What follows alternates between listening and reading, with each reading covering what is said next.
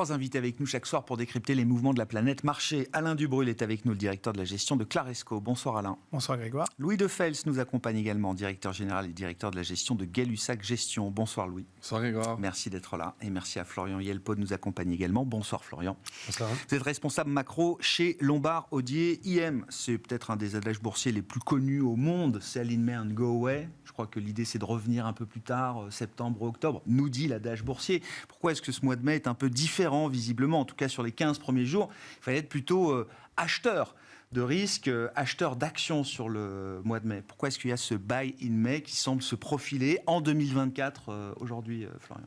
C'est avant tout une séquence. C'est-à-dire qu'on a eu un premier trimestre, vous en avez beaucoup déjà parlé à cette antenne, où on a eu un remarquable alignement entre la micro et la macro. Pour une fois, les gens qui font du top-down et du bottom-up arrivent à se parler et dire la même chose. C'est mieux qu'attendu, c'est mieux que prévu. Voilà, on parlait précédemment de la fantastique saison des résultats qu'on a pu avoir, surtout outre-Atlantique. À la fin de ce mieux micro-macro, on s'est retrouvé face à une situation où on s'est dit peut-être ça va un petit peu trop bien. Et puis nos banquiers centraux ont commencé à dire peut-être que ça va un peu trop bien et peut-être qu'on est peut-être plus en mesure de délivrer autant de baisses de taux que prévu. Et là, on a commencé à avoir un petit peu des montées d'anxiété de la Fed. Ça, c'est ce qu'on a vu au mois d'avril, c'est ça. Exactement. Ce qu'on observe plus récemment, on a commencé à en parler hors plateau, c'est qu'on observe en ce moment une forme de stabilisation, un tassement de l'activité économique. C'est-à-dire que, et c'est une bonne nouvelle. C'est ça qui est fantastique, c'est que jusqu'à présent, on a eu une vaste majorité d'indicateurs en progression. On voyait ça partout aux États-Unis, même en Europe. Dont on a beaucoup parlé de la terrible récession allemande des moins 0,3%. Aujourd'hui, on a à peu près 60% des données économiques qui sortent, qui sont en baisse, qui sont en baisse, et en plus, qui déçoivent les attentes. Donc on a des indices de surprise aux États-Unis qui sont maintenant négatifs. Alors il y a plein d'indices de surprise différents, mais les indices Citi qui sont les plus suivis, eux, sont dans le territoire négatif pour la première fois depuis début janvier, et ça le marché apprécie.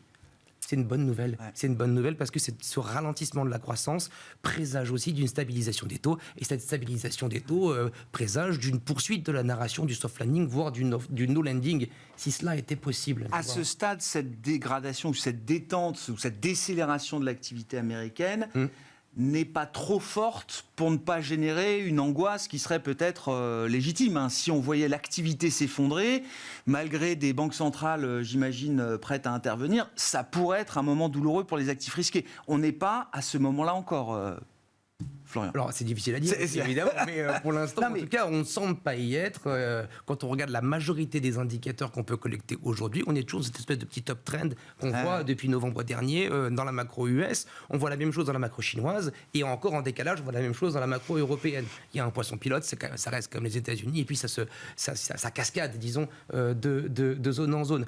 Tant qu'on n'aura pas une majorité de zones qui sont ensemble en train de décélérer très fort, pas de raison fondamentale d'être inquiet, et l'un des meilleurs marqueurs de ça, c'est la stabilisation des prix du pétrole. C'est-à-dire que si on a une majorité de zones qui sont en train de s'effondrer, dans l'ensemble, la demande prend la main sur le marché du pétrole, on voit un effondrement des prix du pétrole, c'est le meilleur indicateur de no casting de marché qu'on peut trouver. On n'est pas encore là, on n'est pas encore à ce stade. Ouais, je comprends. Il n'y a pas de synchronisation, c'est plutôt un décalage de cycle aujourd'hui qu'une synchronisation effectivement autour du ralentissement américain, quoi. Un heureux décalage de cycle. Ouais. On le voit aussi dans les earnings. C'est-à-dire qu'aux États-Unis, on a sanctionné la progression plus forte qu'attendue. En Europe, on a sanctionné le fait qu'on ait enfin atteint un bottom et qu'on soit en train de former une forme de reprise. Et ce décalage, US, Chine, Europe, en fait, il sert en ce moment le monde de l'investissement remarquablement. C'est un guide, là, pour vous. Sanctions positives, j'entends, effectivement. Les résultats ont été sanctionnés positivement aux États-Unis, et l'Europe, le point bas est passé. Ce buy in May, qu'est-ce qu'il vous inspire, Louis, et qu'est-ce qu'on observe peut-être de différent, parce que on a quand même un rallye conséquent qui a commencé en fin d'année dernière, sur les 2 derniers mois, novembre-décembre, qui s'est prolongé au moins jusqu'au mois de mars 2024. Il y a eu ce petit creux en avril, et ça semble repartir. Avec quel type de moteur ça repart ? Le petit creux qu'on a vu en avril, je pense que c'était la désynchronisation entre les banquiers centraux. Rappelez-vous, c'est qu'en avril, on s'est dit « Ah zut, il n'y aura pas de baisse de taux en 2024 aux États-Unis », alors que dans tous les autres pays, notamment l'Angleterre et la BCE, c'était pour juin ou cet été. Et je pense que les derniers chiffres macroéconomiques, il y a 2 semaines, qui étaient un peu inférieurs aux attentes, à savoir des créations d'emplois un peu inférieures, un taux de chômage qui reprenait qu'un petit bip de 3,8 à 3,9. Voilà, c'est pas grand-chose, comme vous dites très justement tout à l'heure, c'est un petit petit ralentissement des États-Unis qui vient se recaler sur la croissance mondiale. Et en fait, il y a une corrélation, ouais. Des banquiers centraux. Et ça, c'est le marché a vraiment apprécié. La divergence sera peut-être moins forte que ce qu'on imaginait il y a encore 3 ou 4 semaines entre la Fed et le reste du monde. Exactement. Donc c'est vrai que ce qui est très bien, c'est que la croissance des États-Unis ralentit un petit peu. Donc on va voir cette semaine avec les chiffres clés de l'inflation. C'est vrai que les 3 derniers chiffres de l'inflation avaient surpris positivement au-dessus des attentes. Là, on peut penser que ça sera un peu en dessous. On attend plus 0,3 mois sur mois, alors comme on était plutôt à plus 0,4. Donc voilà, ça revient. Les États-Unis, qui étaient peut-être un peu en surchauffe, se recalment et se remet sur une Europe, comme je disais tout à l'heure, qui est en réaccélération. Même la Chine va un peu mieux. Ah oui. UBS parlait ce matin de 3,1% de croissance au niveau mondial. Voilà, et on sent que ça repart. Et surtout, ce qui est très important, c'est que pour la première fois, la microéconomie va pouvoir reprendre le relais. On en a parlé très souvent avec des très bonnes publications du premier trimestre et qui devraient accélérer normalement tout au long de l'année. Donc, ce qui est plutôt très positif pour la classe d'actifs actions. On reviendra un peu sur les détails de cette saison de publication, ce que vous en retenez, mais pour finir le tour de table sur l'ambiance de marché, cette atmosphère du mois de mai qui est plutôt positive, favorable, qu'est-ce qu'elle vous inspire, Alain ? Et est-ce que c'est le démarrage, je ne sais pas, d'un nouveau schéma de marché peut-être devant nous là ? Disons que les multiples de valorisation des entreprises étant relativement raisonnables, les résultats étant tout à fait corrects, même en Europe, en dépit d'une conjoncture atone, en théorie, les entreprises se portent bien. Donc le marché, ce qu'il attend, c'est la baisse des taux, la baisse des taux, la baisse des taux. Et c'est pour ça qu'il s'est envolé en fin d'année dernière.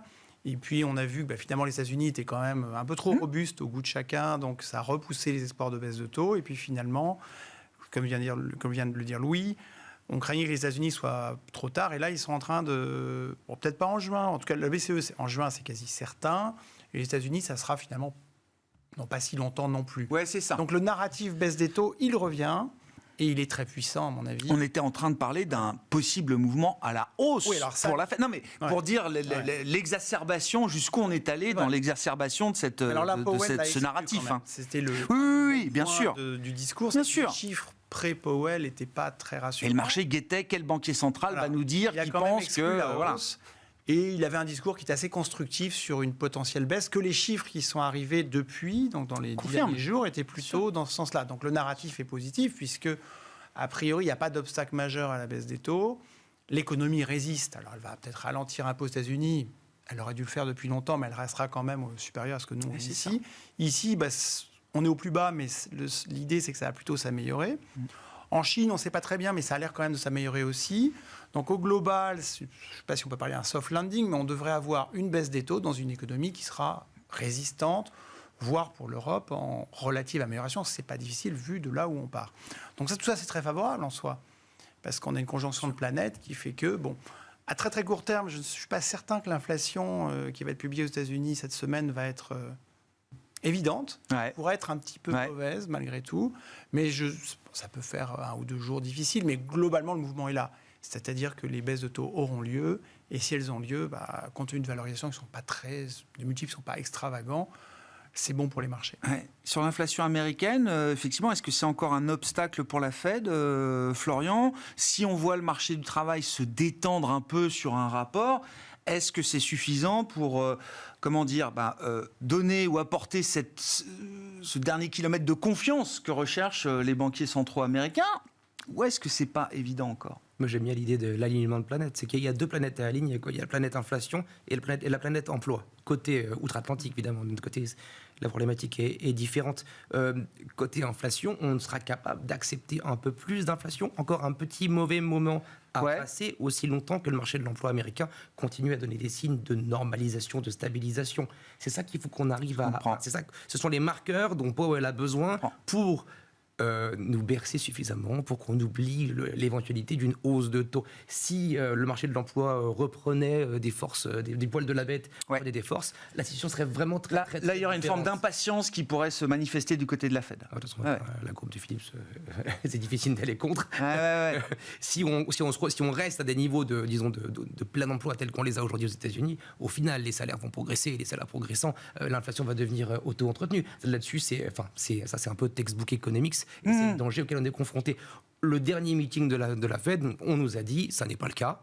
rassurez-vous, on ne songe pas à monter les taux. Pourquoi ? Parce que alignement de planète, marché de l'emploi qui ralentit, et inflation qui est encore là. Et donc il y a une forme d'asymétrie dans la fonction de réaction de la Fed aujourd'hui. Elle sera beaucoup plus réactive pour baisser les taux qu'elle ne le serait pour ou continuer de les maintenir, voire imaginer les relever d'un cran supplémentaire. Oui, clairement. Ouais. Même s'il y avait force du marché de l'emploi, imaginons qu'il y ait encore une ou deux hausses de taux. On imagine que ce nombre de hausses de taux serait relativement limité. Au contraire, s'il y a vraiment un dérapage de croissance qu'on n'a pas vu deuxième partie de l'année catastrophique, alors là, il va y avoir ajustement de la politique monétaire ultra rapide. Et là, le réel pivot de la Fed sera bearish. Il sera plus du tout bullish. Ce sera une vraie raison de s'éloigner des marchés actions pour aller chercher. Ce serait bad news is bad news. Bad news is bad news, exactement. Ouais, mais c'est pas ça. Pour l'instant, on n'est pas encore dans ce créneau-là et on essaie de nous piloter justement ce soft landing au travers de ces deux éléments, de ces deux planètes à aligner progressivement. Attention quand même, mercredi. Alors dans l'ensemble. Surprise à la hausse ou à la baisse Moi, je suis du côté contestataire, donc je vais être contestataire. Ce qu'on imagine depuis les 3-4 dernières publications, c'est qu'on est en train de passer d'une désinflation linéaire, qui nous a beaucoup plu, et qui a servi aussi le discours de la Fed, à une désinflation plus chaotique. C'est-à-dire qu'on n'est pas en train de se dire que l'inflation va remonter à 8-9% dans les 2 années à venir. Par contre, ce qu'on peut imaginer, c'est que aujourd'hui, avec la progression des prix des matières premières, avec les différentes négociations salariales, les effets de ce formidable premier trimestre qu'on a eu, on est très content d'avoir eu beaucoup de croissance, mais aussi se rendre compte que ça vient avec quelques défauts. On peut avoir un deuxième, voire troisième trimestre un peu plus douloureux en termes d'inflation. Alors, 0,3 core, 0,4 headline de la progression des prix attendus, ça semble déjà relativement ambitieux, relativement élevé. Mais attention, la mauvaise surprise serait plutôt négative pour les obligations, mais plutôt positive pour les actions. Ne l'oublions pas, à cause de cet alignement de planète. On l'expliquait dans l'émission, un des grands facteurs qui a permis aussi la désinflation immaculée aux États-Unis, c'est la réparation des chaînes de valeur, de l'offre, et notamment de l'offre sur le marché du travail grâce à l'immigration. Les millions d'immigrés qui ont pu venir sur le marché du travail américain, truc tout bête, il faut qu'ils se logent. Et avant d'être propriétaires, il faut qu'ils prennent des appartements en location. Et donc, on a une résistance, notamment du prix des loyers, qui est la composante un peu clé aujourd'hui, cœur dans le CPI américain. Oui, et si on s'éloigne de la composante... La contrepartie, c'est ça, voilà. Et pour terminer, si on s'éloigne de la composante purement US, un autre élément qui explique cette désinflation immaculée, c'est aussi le fait que les prix ont plutôt tendance à être globaux, alors que la croissance est locale. Et cette tendance globale à la désinflation, tout le monde en a profité. Ça, c'est peut-être plutôt derrière nous. Moi, ce que j'aime beaucoup, c'est toujours le consensus. On l'a un peu dit tout à l'heure. En avril, on pensait même qu'il allait y avoir une hausse de taux. Rappelez-vous, on s'est fait peur. Les taux sont à 4,70. On s'est dit, oh là là, si les taux remontent à 5%, qu'est-ce qui va se passer ? L'equity prime de risque va être catastrophique. Le Nasdaq va reperdre 20%. Ça y est, on ressortit les gros chiffres. On a une autre 5% de baisse qui est une baisse totalement classique dans un marché qui est plutôt assez sain. Mais voilà, quand il était là, moi, ce que j'ai beaucoup aimé, c'est la réaction des taux. Parce qu'on était à 4,70, donc il y avait quasiment entre 220 et 230 points d'écart entre le taux 10 ans allemand et le taux 10 ans allemand. Donc 4,70 et on était à 2,50. La courbe américaine du 2 ans à 10 ans s'est recalée de quasiment 30 à 40 points de base, sachant que la courbe européenne n'a pas bougé d'un iota. Comme par hasard, ce matin, on était sous les 200 points de base. Et qu'est-ce qui fait ? Comme par magie, qu'est-ce qui se passe ? L'euro remonte, on est remonté à 1,08. Donc c'est assez classique. Donc c'est plutôt assez rassurant. Concernant l'inflation, nous on est plutôt, on n'est pas économiste, mais on pense que ça devrait, après 3 mauvaises nouvelles, je pense que le marché devrait bien la prendre. Mais la vraie date qu'on regarde beaucoup, c'est en Europe, vous savez, pour la BCE, c'est le 23 mai, ça va être la publication des salaires pour le premier trimestre. Donc depuis le T3, c'était quasiment le pic, T4, ça avait ralenti.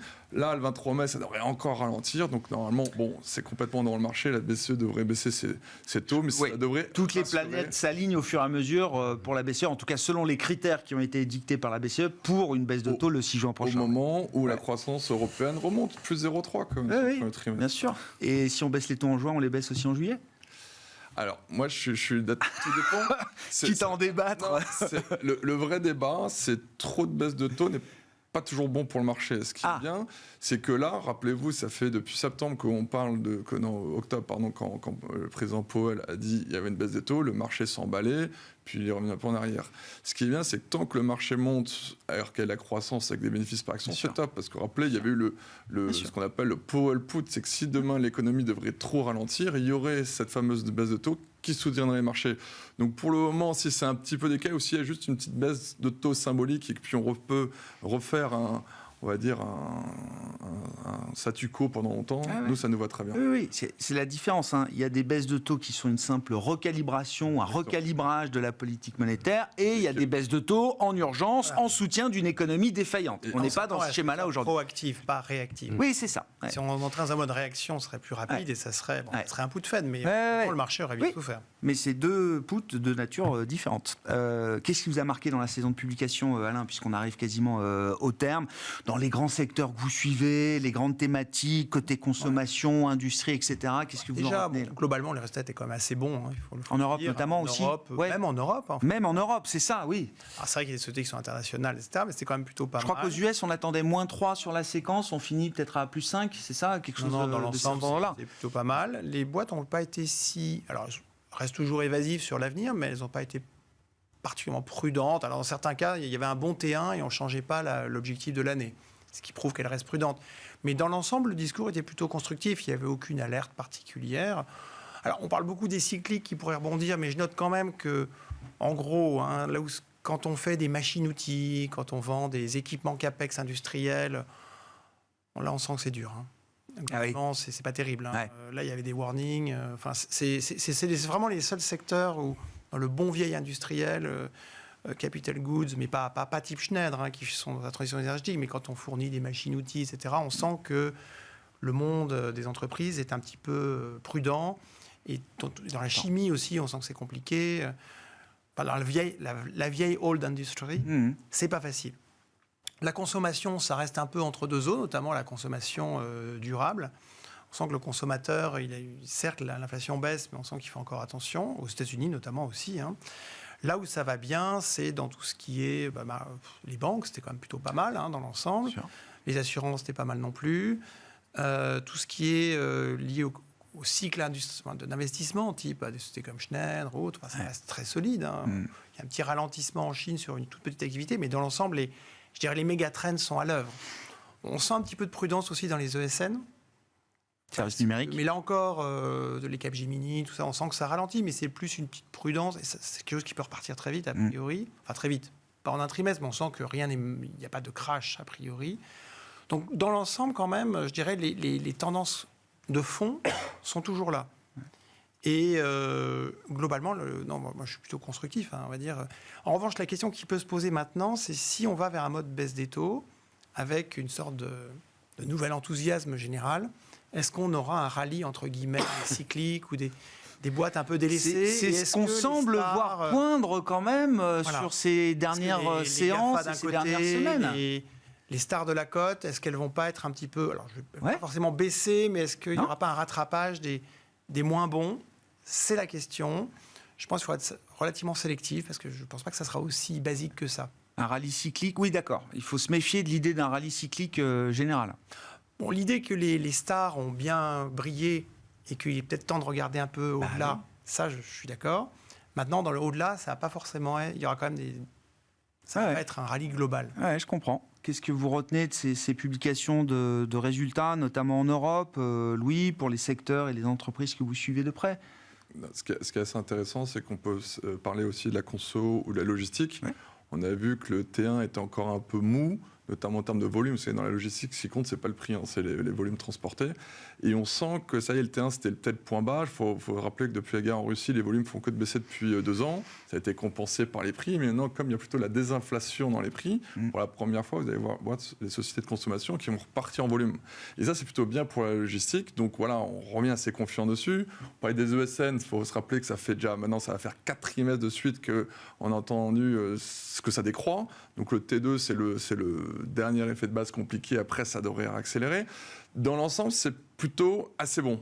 Mais c'est vrai que si on regarde dans sa globalité, dans toutes les publications, notamment sur les small caps, il faut savoir que les analystes, pour la première fois depuis 5 trimestres, ont révisé à la hausse les bénéfices par action, et il y a eu 3 fois plus de révisions à la hausse de target price que de baisse de target price. Donc ce qui est assez intéressant, ce qui n'était pas arrivé depuis très longtemps. Il faut savoir aussi, quand on regarde les différents indices, c'est qu'est-ce qui fait qu'un bull market repart. Dans les large caps, on y est, c'est la participation haussière. Combien il y a de hausses de titres qui sont au-dessus des moyennes mobiles. Et depuis très longtemps, on l'est sur les large caps. Ça, c'est pour ça que même la baisse d'avril n'a absolument pas entaché le bull market. Et pour la première fois depuis longtemps, on commence à voir ça sur les small caps. Je crois qu'il y a 54% des valeurs dans les indices small qui sont au-dessus de la moyenne mobile 50 jours, ce qui était quasiment jamais arrivé, ce qui est un indicateur favorable pour continuer ce bull market. Et c'est vrai qu'aujourd'hui, bon, vous savez que les attentes des analystes sont assez hautes pour les large caps, mais elles sont tout aussi, même plus hautes pour les small, avec des niveaux de valorisation bien inférieurs. Je pense que les small caps américaines, on est autour de 15,7 fois le PE, ce qui est quasiment plus de 30% de décote par rapport au S&P. On sait que certes, il n'y a pas l'intelligence artificielle, etc. Oui.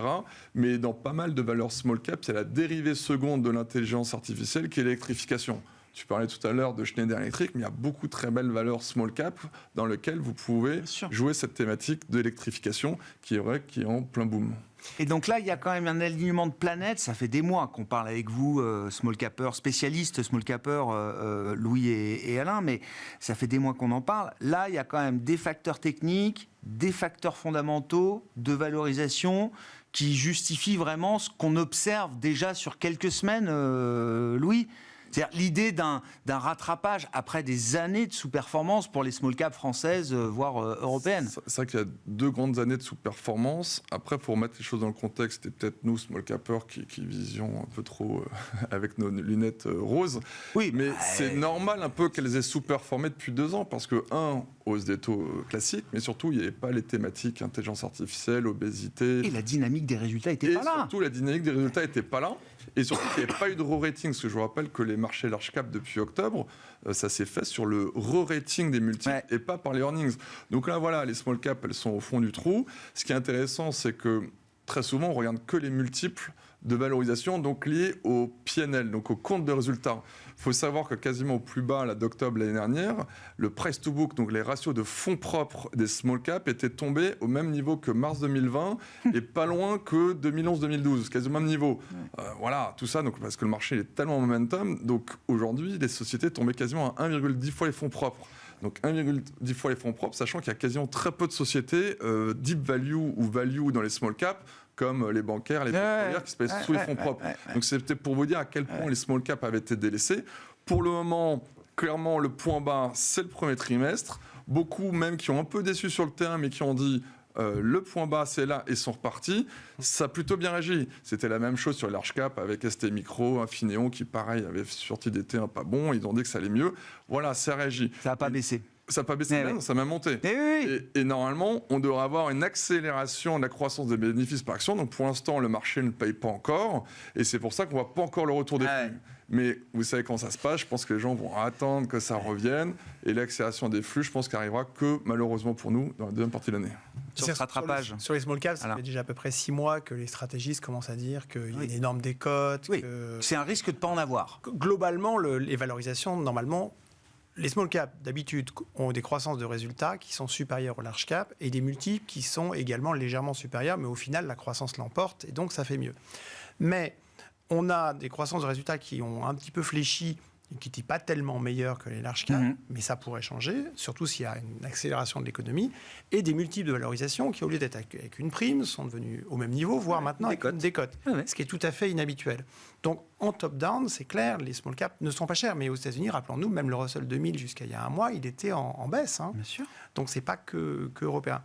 Et la deuxième chose, c'est qu'en termes de flux, on voit des flux qui arrivent, mais aujourd'hui, c'est plutôt top-down quand même. On dit il faudrait avoir des small caps. D'accord. C'est des allocataires qui viennent chercher une brique. Ça arrive plutôt sur des ETF. Donc, ça bénéficie d'abord au mid et pas encore vraiment au small. Moi, dans les fonds vraiment micro-small cap, il y a encore des boîtes où c'est pas cher du tout et il n'y a pas de flux. Donc, les flux vont finir par arriver, mais ils arrivent d'abord par le haut et ça descend progressivement. Sur l'échelle du risque, il y a effectivement il y a un chemin, il y a une progressivité à respecter. Small cap, on a 6 points d'écart entre l'un et l'autre. Donc les mid cap ont déjà commencé à bénéficier de la vague. Les small, pour l'instant, Ça va arriver, mais ça prend encore un peu de temps. Ce rattrapage, alors des small versus large, mais on peut regarder aussi d'autres types de segments de marché retardataires, comme on dit, Florian.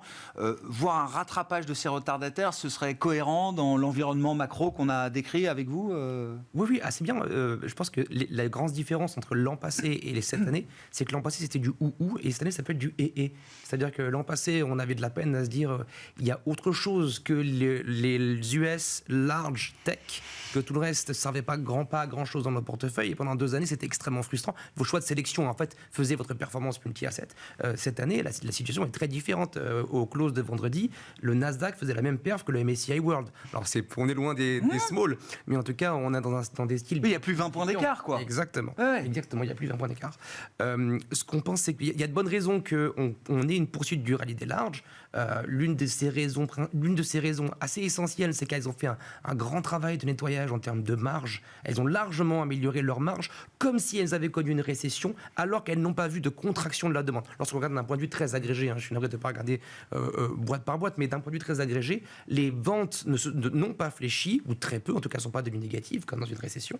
Mais par contre, les marges, elles ont fait le pattern cyclique. Donc, elles se sont largement améliorées, leur productivité est très forte, et du coup, elles sont prêtes à servir une demande qui est en train de reprendre. Et cette demande qui est en train de reprendre, elle va aussi servir le case des mid, des small, des émergents, de l'Europe, de ce qui a été un petit peu délaissé l'an passé. Le dernier ingrédient, c'est que, je vous l'ai déjà dit à cette antenne, mais la phrase est toute bête, c'est de dire ce qui a souffert quand les taux étaient élevés et l'inflation a été forte, lorsque l'inflation va se modérer, que les taux vont baisser, ça devrait faire mieux. Et c'est justement tout ce qui gravite à l'extérieur de ce complexe US-centrique, large-centrique et tech-centrique. Donc pour nous, il y a un vrai case à être diversifié aujourd'hui en action, et vos choix de sélection seront bien moins importants qu'ils ne l'ont été au cours des 2 dernières années. Ce qui est, d'un point de vue d'allocataire d'actifs, caisse de pension, ça reste une très bonne nouvelle. C'est beaucoup plus confortable. Effectivement, la diversification paye enfin. Il y a encore quelques mois, sortir des Max 7, ça ne payait pas, pour dire les choses. Au sein des actions. Au sein des actions, oui, j'entends. Il y a toute la partie cash, crédit, obligation. Sur les small, toujours, ou sur les actions, mais le thème M&A, fusion-acquisition, le thème opération sur capital, introduction en bourse, ça participe à soutenir ou l'idée que le rattrapage peut être un peu plus conséquent quand même, Louis ? Oui, clairement, on voit clairement que les fonds de private equity, ils ont un dry powder, donc encore combien de cash à investir qui est juste colossal. Aujourd'hui, je pense qu'ils font le tour de toutes les pop-pods, de toutes les sociétés. Et c'est ce qu'on aime bien, nous, dans les small caps, c'est que la plupart des sociétés dans lesquelles on investit sont des sociétés familiales et ou propres de 2e, 3e génération. Donc souvent, elles, en plus avec les nouvelles normes qui sont assez compliquées, vous savez, avec le SFRD qui va arriver, elles se disent, bon, allez, on peut sortir de bourse, tac, l'argent, même s'il est un peu remonté, c'est faisable. Et ça arrive. Malheureusement, c'est avec des primes beaucoup trop faibles encore à notre goût. Et c'est vrai que c'est souvent les plus belles sociétés qui disparaissent. Bon, là, il y a eu Voyageurs du Monde, heureusement, c'était juste une OPRA. Qui sortent de la cote, enfin, quand on dit qu'ils disparaissent, elles ne disparaissent pas. Qui sortent de la bourse, pardon. Sortent de la bourse. Oui, mais c'est le match. Non, mais c'est vrai que ce qui est terrible, c'est que dans l'électrification qu'on parlait tout à l'heure, on a une société, une small cap italienne qui s'appelle Satchef, qui fait l'électrification des rails, qui avait un contrat, qui avait des backlogs de plusieurs années. Malheureusement, elle est sortie avec une prime beaucoup trop faible de 18%. Malheureusement, on ne pouvait pas faire grand-chose, parce que la société avait une structure de capital un peu spécifique, on ne pouvait pas faire grand-chose. Là, on a une autre en Grèce qui s'appelle Epsilon. Pareil, donc là, on se bat. Heureusement, il y a un grand fonds américain qui a 8% du capital. Donc, c'est comme en Europe, la Grèce, c'est tout. C'est si vous avez 90% du capital, vous pouvez c'est obligatoire, retrait obligatoire. D'accord. Voilà, mais c'est vrai que c'est un peu... nous, on a eu Believe chez nous, effectivement, qui finalement va garder une partie du capital coté, a priori. C'est un peu la difficulté, c'est-à-dire quand on entend M&A dans les small caps, en théorie, c'est une opportunité, mais moi, je vois plutôt... c'est une opportunité qui est un petit peu amère, parce qu'en fait, aujourd'hui, les trucs sont tellement pas chers qu'on comprend très bien que les entreprises souhaitent sortir de la bourse à un prix... Regardez Micropole, par exemple. Micropole, bon, c'est pas une société extraordinaire, mais il y a une OPA qui est annoncée, ça la met à des multiples, à peu près... on voit que la société Obey, par exemple, a pris un petit ticket pour voir. Mais les multiples de Micropole post-OPA, c'est les multiples d'Obey aujourd'hui. Et Obey, il y a 3 mois, nous disait, oui, on essaie d'acquérir des sociétés, mais ça fait 3 ans que les multiples sont beaucoup trop chers. Et là, c'est en train de s'améliorer, mais les gens vendent encore entre 10 et 12 fois l'EBITDA. Là, cette société, au prix proposé par ceux qui veulent la sortir, est à 7 fois, qui est au passage le prix à peu près où cote Obey. Donc on comprend qu'eux, à leur place, qui regardent, c'est normal. Bah, bien sûr. Enfin, en fait, le prix des trucs en bourse par rapport à ce que ça vaudrait dans le private equity, je comprends que les familles veulent sortir, elles ont raison. Malheureusement, Somfy, par exemple, est sorti l'année L'écart, dernière. c'est pas résorbé, parce que dans le private equity, j'imagine quand Alors, même ça que baisse les un peu. multiples, dans ça mon se côté, les multiples quand même baissent Dans le aussi un private peu. equity, ça se tasse, mais quand même pas la même vitesse. Et en revanche, en bourse, ça va très vite, Ça va surtout plus quand vite. c'est pas liquide. Et là, on est sur des valorisations démentes. Donc, moi, le M&A, j'ai pas mal de sociétés dans le portefeuille. Je me dis, si un M&A, c'est super parce que je vais faire 30% et je tiens bon parce que voilà. Mais en même temps, c'est pas ce que j'espère vraiment parce que si ça repart, elle pourra aller beaucoup plus loin que les 30% de primes qu'on pourrait proposer. Bien sûr. C'est vrai qu'il y a un vrai problème de réallocation du cash, surtout sur les belles valeurs, notamment en France, parce que le problème, c'est que la plupart des sociétés qui ont été introduites en bourse depuis 4-5 ans, c'était plutôt catastrophique. Et c'est vrai qu'on se dit, avec l'argent qu'a le M&A, c'est que très souvent, les belles sociétés se refont private equity sur private equity, donc on ne les voit pas en bourse. La bonne nouvelle, c'est qu'il y a eu quand même des nouvelles belles sociétés en Suisse. Il y a eu Galderma, il y a eu Planisphère, je crois. Planisphère en France, Paris. ouais. Il y a eu Puig aussi. Il y a eu Puig en Espagne. Oui, c'est ça, oui. Non, mais il y a eu quelques opérations un peu emblématiques. On souffre un peu d'IPO qui n'étaient pas de très bonne qualité. Par exemple, les biotech, aujourd'hui, on a du mal à voir dans les 5-7 dernières années. Bon, il y a Medincell là, qui commence à sortir un petit peu des trucs bien, mais c'est pas évident de trouver une success story, alors que de temps en temps, on apprend que là, il y a encore une société qui vient de se vendre pour 1 milliard directement en private equity. On a l'impression que les bonnes, elles n'arrivent pas par la bourse. On a manqué de succe. Voilà, mais c'est pour ça quand même, qu'en France, il y a vraiment un travail à faire. Mais heureusement, quand vous allez en Italie, il y a, dans le nord de l'Italie, il y a quand même énormément de très très belles sociétés familiales. Vous pouvez aller en Angleterre. Ça y est, l'Angleterre, c'est un vivier de très très belles sociétés qui ont été complètement délaissées de par le Covid. Et surtout, notre Nasdaq à nous, c'est la Suède. La Suède, je crois qu'il y a plus de 1000 ou 2000 valeurs cotées. Une cote profonde, large aussi. Là. Bien sûr. Donc c'est vrai qu'il faut sortir un peu de la France. Ah oui. Donc voilà, il y a tout un travail à faire. C'est vrai que c'est pas facile. Sur les small caps, il faut y aller, il faut se déplacer. Mais bon, on est payé pour ça. Donc. Non, mais bien sûr. Non, mais il y a encore un vrai marché. Non, mais parce que à un moment, on se demande s'il n'y a pas presque une remise en cause structurelle de la bourse pour des acteurs du non-coté, etc. Enfin, est-ce qu'il n'y a pas un problème de fonctionnement boursier qui fait que justement, voilà, certaines familles se disent que peut-être que j'aurais pu espérer plus en bourse, mais si la bourse fonctionne pas comme avant, autant prendre ce qu'on me propose dans le non-coté. D'une part, mais également la progression de la gestion passive. Et donc des ETF qui cherchent, même Euronext avec la gestion des indices, par exemple l'indice CAC Small, on avait eu l'occasion d'en parler, mais comme ils veulent gagner de l'argent surtout par les ETF qu'ils peuvent faire dessus, le CAC Small a été furieusement nettoyé en septembre dernier d'un certain nombre de valeurs, même des valeurs importantes, de 500 millions, voire de Vetoquinol, 1 milliard de capi. Hop, ils ont dégagé, non pas parce que c'était une mauvaise société, mais parce que le titre n'étant pas assez liquide, ils ne pouvaient pas faire c'est pas un support pour un ETF. Alors, c'est sur les ETF qui gagnent de l'argent en vendant des données, etc. Et du coup, ça balance dans une sorte de marée barométrique un certain nombre de sociétés de très bonne qualité, mais sur lesquelles la liquidité était faible, et ça n'a fait que la détériorer encore. Donc après que les dirigeants familiaux se disent, mais qu'est-ce que je fais en bourse, à quoi ça sert? Je suis sous-valorisé, mon titre n'est pas liquide, je peux emprunter. Alors, ils se disent aussi que les taux vont baisser prochainement, donc ils peuvent se dire aussi, je pourrais refinancer ma dette. Donc c'est peut-être le moment, alors que le marché n'y croit plus, de faire une offre et de sortir. C'est ce qu'expliquait Dominique Séolin, le patron d'ABC Arbitrage aussi, là, qui était venu présenter ses résultats il y a quelques semaines. Il y a eu un gros décrochage du titre ABC Arbitrage. Il expliquait, très peu liquide, sauf qu'il se retrouvait dans l'ETF MSCI Small France, avec un poids qui n'était pas du tout la réalité des échanges quotidiens de ABC Arbitrage. Et quand l'ETF a commencé à vendre, ça a décalé très très fort sur le prix et sur le cours de bourse. C'est les conneries des ETF, pardon, d'expression sur les small caps. Il faut savoir que la société Personne pour défendre les ETF. Non, mais c'est ça qu'il y a eu une OPA de la famille, pareil, avec un fonds sur la société Boiron. L'OPA n'est pas arrivé à son terme parce que l'offre était quand même trop chiche. Pas très généreuse. Très généreuse. Le titre vient de reperdre 15-20%. Pourquoi? Parce qu'il y avait encore un ETF qui était dedans, qui a dû sortir, et il a dû vendre. Donc aujourd'hui, moi je conseille les gens qui nous écoutent, vous pouvez acheter du Boiron, ça se paye 20% sous la décote. Voilà, et maintenant que l'ETF a liquidé... L'ETF est liquidé, je crois qu'il... Techniquement, c'est nettoyé, quoi. Voilà. Et puis, sauf accident, d'ici 1 ou 2 ans, ils vont finir par sortir complètement, de toute façon. Donc voilà, mais c'est un peu triste, quoi. Le seul espoir, c'est que les boîtes sortent, parce qu'avec une prime, c'est pas l'idée. Et on avait essayé de faire un peu de lobbying aussi. Et que les marchés de capitaux soient un vrai soutien. Et ça bouge pas beaucoup.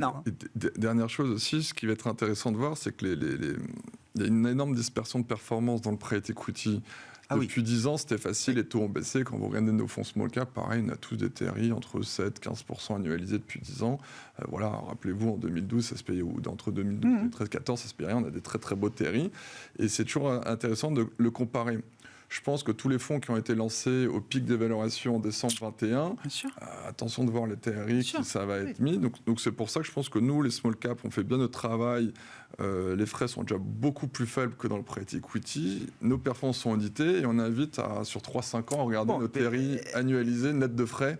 Non mais comme vous disiez, vous faites parfaitement la recette, il n'y a pas de problème, lui. Non mais comme vous disiez, c'est vrai que le private equity à la fois beaucoup de dry powder, il y a beaucoup d'argent effectivement à investir, et dans le même temps, il y a aussi en face beaucoup de clients qui attendent un retour quand même de la part des GPs après plusieurs années d'investissement pour certains. L'endettement est plus cher. Donc, et les multiples d'entrée étant plus élevés, c'est plus compliqué à la sortie. Ceci étant dit, est-ce que ça vous inspire, Florian, cette discussion? Je voulais bien qu'on dise un mot un peu spécifique de la Chine, parce que Pauline le signalait dans son point bourse en introduction. Oui, alors il y a beaucoup d'indices pour mesurer la performance des actions chinoises, mais on a des indices qui ont repris 20-30% depuis les points bas de fin janvier maintenant. Et pas que les larges. Et pas que les larges. Les small également font hyper bien depuis mi-février. Là-dessus, il faut être assez clair. Donc c'est le combo Chine plus small. Là, ça surperforme largement tout le reste, quoi. Alors, on a écrit un papier avec un collègue côté equities il n'y a pas très longtemps. En gros, on regarde